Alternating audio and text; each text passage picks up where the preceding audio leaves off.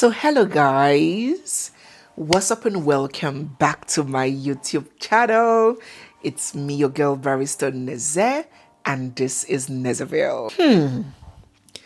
Given the frequency of these kinds of occurrences and how much publicity, how much they are publicized in the media, one may believe that everyone would have taken heed. Like, even if you have a mental problem, you will just pretend and hold yourself. It is still very shocking indeed to see our brothers, our black brothers, go abroad, especially in the UK, and mess themselves up, bringing enormous shame and disgrace to not just themselves, but their families and the community at large. But I guess what they say is true. What you fail to control will control you. This is not the first, second, or third time that we have covered similar stories like this of our brothers who would struggle, suffer, and hustle to travel abroad. Have you seen the pounds to naira exchange rate in recent times? 80% of Nigerians can no longer afford to go abroad, whether for study or relocation in present times. So we have these people who their families, some even nuclear and extended families, will contribute for, many of whom are married men. They go abroad, they go to the UK with their wives to start a new life with hopes and expectation for a better future for their children. Sometimes the wives are working their fingers to the bones, working tooth and nail, while the man is in school studying. Or maybe the reverse. The man might be the one working while the woman is schooling. And before you know it, our brothers would deviate from what took them there, would get their eyes off the ball and begin chasing sexual adventure, worse with children. Just going to give you a quick search, all right? It is so annoying and pathetic to still have these kinds of conversations. But in the interest of awareness, we cannot afford not to. This brother, for example, perhaps, just maybe, if he listened to a cautionary tale pulling him back on the day that he set out to start in this line, maybe, just maybe, he would have had a rethink. And before you come with the and sometimes you don't know, these men don't know, please, it's very possible. I know situations where such ignorance play out, and most times it's maybe in the club, at the mall. You see a girl all dressed up, you don't even know she's young, you approach her. That's different. These organizations that set out to catch these our brothers and nail them to the wall, to the cross, they are very thorough and detailed. They always like to present an impeccable and clean case to the court. So they ensure that that possibility of "I didn't know" is eradicated. During these chats, they reveal to our brothers and they tell them, "Oh, I am 14 years, I am 15 years, I am 16 years." And our brothers would reply and say, "No problem. I love you like that." They get them clean. So let us focus on this epidemic instead of turning this video into the few exceptions of "I didn't know." As we were talking about this our brother here, now so we see another one. We saw a photograph of this man here whom we did not quite understand his nationality. His skin, his color was looking African, but his face was giving Asian, was giving Chinese, and we were confused. We were like, what's going on here? Could he be mixed? Maybe his father is Nigerian and his mother is Chinese. But as we were trying to decipher what exactly was playing out, the story came flashing right before our eyes. This is what happened. A Nigerian man who sexually assaulted a 17-year-old girl has been jailed for 2 years in the United Kingdom. Emmanuel 36. This man does not even look 36 to me, or could it be because of this facial reconstruction that went on? But let's go on. Emmanuel was found guilty of 5 counts of sexual assault after a 5-day trial at Liverpool Crown Court last month. On Friday, Onwubiko, a married man with kids, was sentenced to 2 years of immediate imprisonment and ordered to sign the sex offender register for 10 years. Onwubiko assaulted the victim while he was working at a Warrington residential home as an agency care worker in January 1st, 2024. So the first day of the year, where even people that have demons and bad habits leave it behind the previous year. Your New Year resolution was to go around assaulting somebody in another man's country. Can you see that this is looking like a spiritual problem? You are married with children. You are still doing care job. I can bet that you are just a newcomer, because many of us that come abroad and start picking care jobs and those kind of jobs are newcomers trying to find our feet until we're able to get a good job. So you're a care worker right there at work. First day of January of a new year. This is how you welcome your family to the new year. The distraught teenage care worker had a full immersion baptism to try to cleanse her body after being sexually assaulted by Onwubiko, the court heard. Liverpool Crown Court heard that on the day of the offences in January last year, the 36-year-old defendant, who had lectured in further education in Nigeria. These are the kind of lecturers, sex for grades. These are them. If you don't sleep with me, you will fail. If he can do this abroad as a newcomer. Oh, I just said it. I didn't even read this part. He was a lecturer in Nigeria. If he can do this in the UK, you can imagine how many female students that he had held ransom. He was employed at the home as an agency worker. They were working together on a ward for patients with dementia and severe mental issues. Jailing him for 2 years, the judge said, from the very beginning of the time that day you behaved inappropriately towards her, you demonstrated sexual attraction to her, said that she was beautiful and wanted her all to yourself. He said that his assaults began with touching her breasts and later touching her bottom while she was attending to a patient. On 2 occasions, he squeezed by and touched her vagina, and she became increasingly concerned. When she became upset, he said that such behavior was normal in Nigeria and women there would not report it. You were trying to put pressure on her, the judge told Onwubiko. In a court case last year, it was heard that the victim's dad punched Onwubiko several times to the back of his head. The man wanted to kill him after hearing of his daughter's assaults. Onwubiko suffered a nosebleed, 2 chipped teeth, and a month later, it was confirmed that he had a subdural hemorrhage. He underwent an emergency operation which involved a hole being drilled into his brain. So you have ruined the life of your children. You'll never be in good standing with your wife. You have suffered both internal and external injuries. You have gone to prison. Your stay will definitely be revoked. You'll be thrown back to your country. You have ruined your life. Was it that important? I wonder, please, if you're promiscuous, any random person in the house, please let me know. Do you go back home and tell yourself it was worth it, or you tell yourself, last, it wasn't worth it? Maybe you wouldn't tell yourself it wasn't worth it for those that are getting away with it in countries where it is excused. But in this case of Onwubiko, was it worth it? The victim's father was sentenced to 18 months in prison, suspended for 2 years, and ordered to complete 200 hours of unpaid work. So suspended sentence. He didn't go to jail. You know, when I encourage my kings here about the need and the power of self-control around sex and matters involving the peninsula, it will look as if I'm hammering on my odugus. But God in heaven knows that it comes from a place of love. I don't have anything to lose or gain. It's not like I'm looking for a husband to say, oh, I want a good man to locate me. It's not like I have sisters that want to marry, and me be the only girl.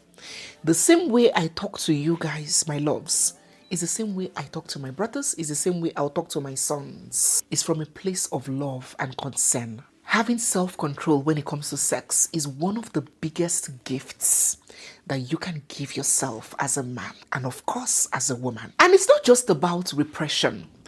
It's about a mastery of your mind, of your body, of your energy, of your desire. And if you lack it, you lack it. Okay? It's not something that it's worn and dropped. It's not an apparel. It's not a garment. If you lack it in Nigeria, you will lack it in Finland. You will lack it in UK. You will lack it in Canada. It's just like bad character. They don't wear it and remove it. If you have it inside, you carry it everywhere you go to. This same sexual indiscipline, which is the major cause of marital discords in Nigeria. Check all the stories of the divorce that we have covered here. It's always, he did this, he slept with this person, he cheated on me.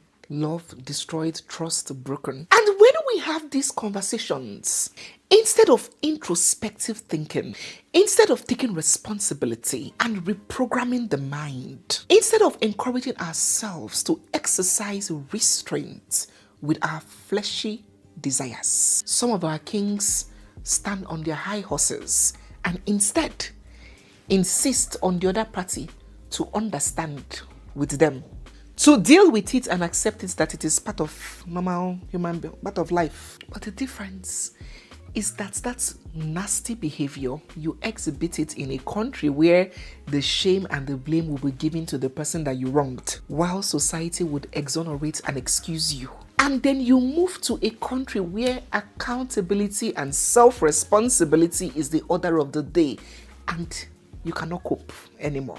You move from a country where you sexually harass a girl and they'll be asking her, why were you out by that hour of the night? What did you wear? Why did you go to his house if you didn't want to have sex? To a country where you will go to prison. And then we're seeing our brothers get into trouble. Every day they are being published online for this same thing, despite the many others that have fallen before them. It's almost like a compulsion, like they can't even help it. Because there is absolutely no way in the world that the man will be sexually disciplined for 30 years, 40 years, and move to a new country and in 2 months is in this kind of trouble of wanting to sleep with children. There is no way.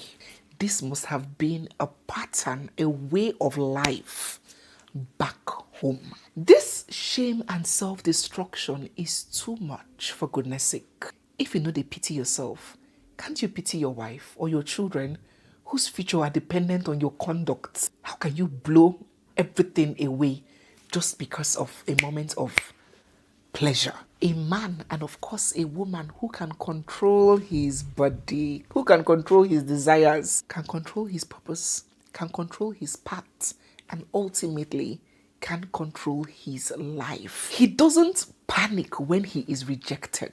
He doesn't crumble and fall when he is tempted. He doesn't lose himself and lose what is more important to him in the pursuit of instant, short-lived pleasure. He stays focused, grounded, and in control. Let us be careful. This is not okay.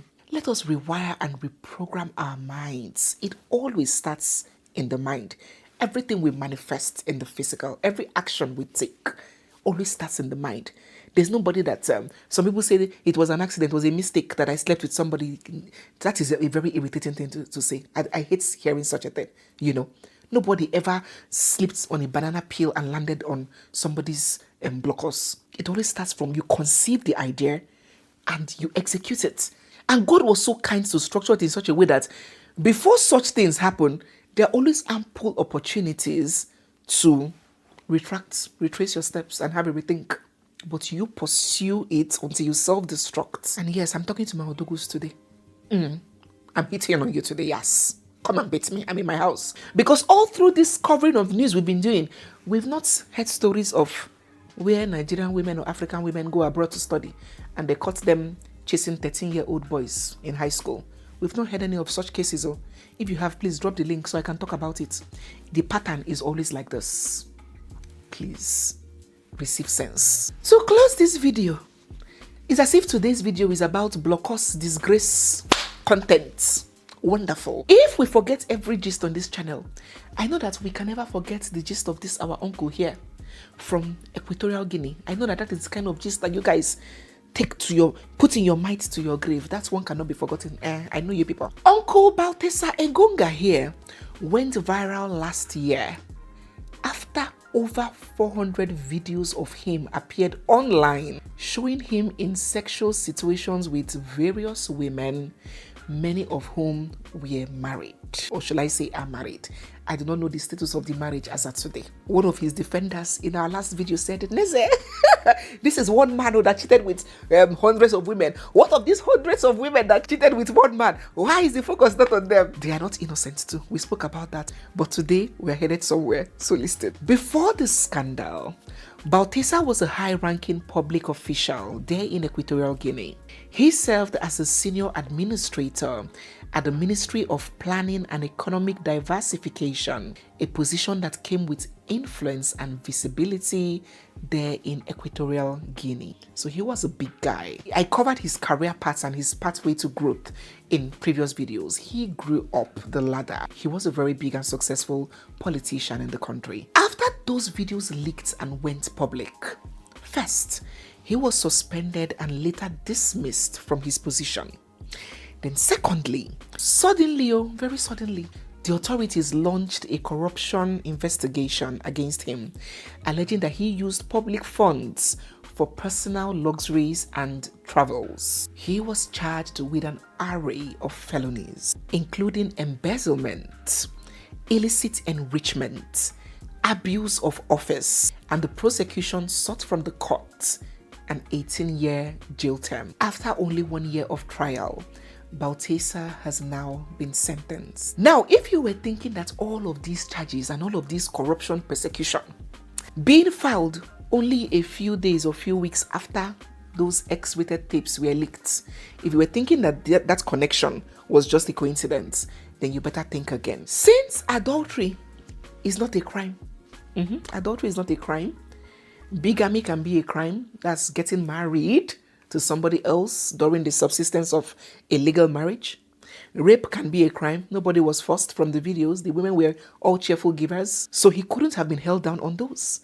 Adultery is not a crime. Sleeping with somebody else's wife is not a criminal offense in law. It can come under a civil case during a dissolution of marriage petition. You can file for fine to be paid, damages to be paid, but it is not a criminal offense. So I guess they couldn't hold him on that one. Before you know it, corruption charges began flying helter-skelter. Let us not forget that the man stepped on the toes of very powerful men. Did you see the lists and the videos of those women? The wife of the Director General of Police, that's like the equivalent of the Inspector General of Police in Nigeria. His wife was among. The sister of the president, follow. Wives of over 20 various government officials, they were there. And you know how men can be, especially our African men. Even if they are disloyal, they love loyalty. They love to do goods, but they don't like ganda to do them. So even if they are cheating, when their wife do their own, it can pain them like acid.